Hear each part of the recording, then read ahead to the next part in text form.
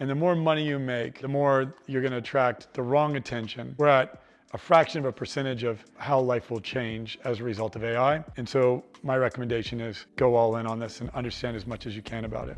Do I find that people making a lot of money on the surface level don't need help? Well, when you're making a lot of money, you can hide a lot of things. And growth covers a lot of mud. So the more money you're making, the more there is an opportunity to grow, to heal, to do life differently. You actually have a lot of options, and those options can actually be a detriment to your growth. You would think that once you make a lot of money, everything gets easier. That's not the case. Once you make a lot of money, everything is harder. It's 10 times harder. I know nobody watching this is going to think to themselves, oh, I feel so bad for Ryan. He's made all this money. It must be so hard. But it's harder. You have people trying to steal from you. You have bad investments coming your way all the time that you have to filter out. You have friends that are asking you for loans. You have employees that are becoming disgruntled because they become jealous of you. You have this concept called the evil eye that is out to get you at all times. And the more money you make, the more you're going to attract the wrong attention. So you have to be careful. You have to be careful about who you are, about what you're attracting in the world, about how you're conducting yourself with regard to your family, your friends, your business. Everything changes. There's a lot of skill that you have to obtain to keep your money and to keep your sanity once you have a lot of money. It's not as easy as you think. They don't teach you in school. There's no class on how to live life with $100 million in net worth. There is no curriculum on that. So once you get to that mountaintop, then the learning begins. It's much easier to get to the mountaintop than it is to preserve the wealth that you've created. So there are hundreds of new skills that need to be obtained once you have a net worth that's significant. How could I help Elon Musk? I'd help him heal the wound that he has with his father. Great men are often driven by trauma and by significant wounds, but that drive will catch up with you. It's a toxic fuel source. So I'd help him choose a new fuel source that is even as effective as the one that he's working with now, but doesn't come with as much chaos and personal injury.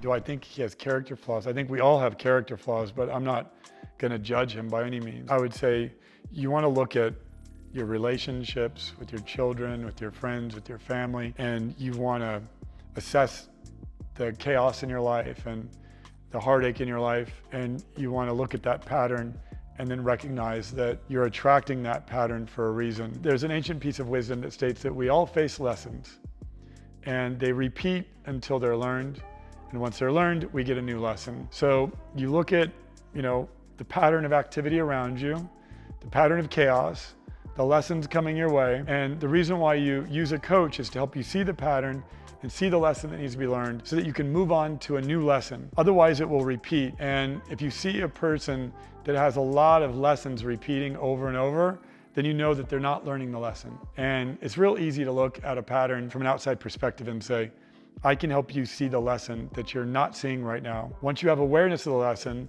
and you do the work to learn what it has in store to teach you, and then you embody that lesson as wisdom, you move on to a new lesson, and you don't repeat the same cycle over and over and over. So if you see somebody repeating the same lessons, it's just because they don't have the elevation to see the pattern, to raise their awareness, to understand what the lesson has to teach them, to do the work to learn it, and then to move on to the next lesson.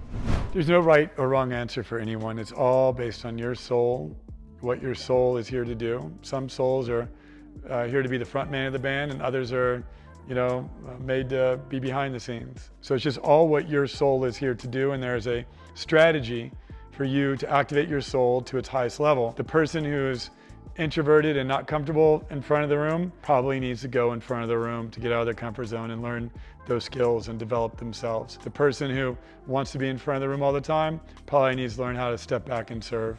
So each of us has our own curriculum. When I first started my career, I'd have to hire a finance person to do, say, a pricing study. Business is a lot of algebra. So I might say, I need to have an 85% gross profit margin in order to be successful in my business model. Okay, so my cost of goods sold are 2. What does my price have to be to maintain an 85% margin? And I would hand that to finance department. They would run models and they would give me back feedback, and sometimes that would take a week. And now I could go to ChatGPT and I can ask that question and it can give me the analysis right away. So I don't have to rely so heavily on the financial function. I can get a lot more done as a result of LLMs than I've ever been able to before. And we're just starting. The use cases have yet to emerge, and the efficiencies and the application of these use cases are just getting started. We're at a fraction of a percentage of how life will change as a result of AI. And so my recommendation is go all in on this and understand as much as you can about it. When I heard that, I was dismayed. If he is in power, and this is what our people in power are thinking, we need new people in power. That statement is dangerous. And the fact that people in power building this technology are putting statements out there like that means we should really be thinking about who we give our dollars to. And if he's going to be one of the leaders of the free world because of the technology and tools he builds, I'm worried about the free world. It's scary. In the meantime, we're going to have great companies. Somebody needs to wake him up. Clearly, there is no soul in that statement.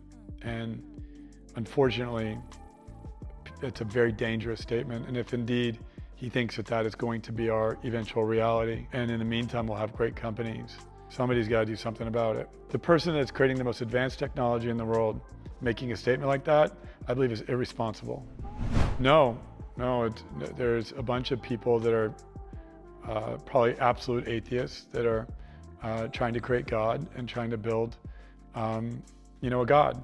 And that's been a human pursuit for thousands of years. He's not the first to try to do it, and he won't be the last. But that's what that statement tells me. He's trying to build a God, and I hope he's not right.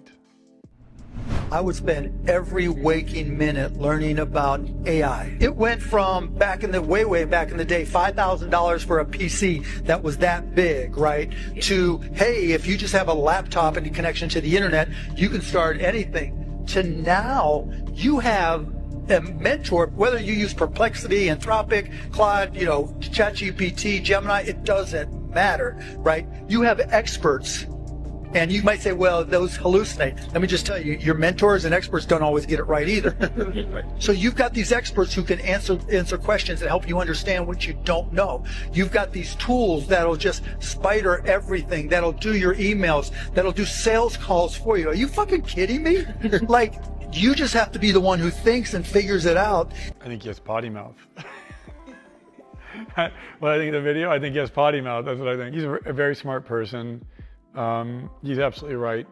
I'm spending a lot of time diving deep into AI as well. The one regret I have about my career is I started my career in technology at the beginning of the internet. 1996 is when I got my first job as a computer engineer. I was working in data centers and software, and the internet was just this brand new thing. And I look back and say, hey, if I'd have continued investing just nonstop in, positioning myself on the internet, I would have, done a lot more. No regrets. I'm glad for what I have been able to create. But, in the age of AI, I'm going all in on this subject. And I'm not going to miss this wave.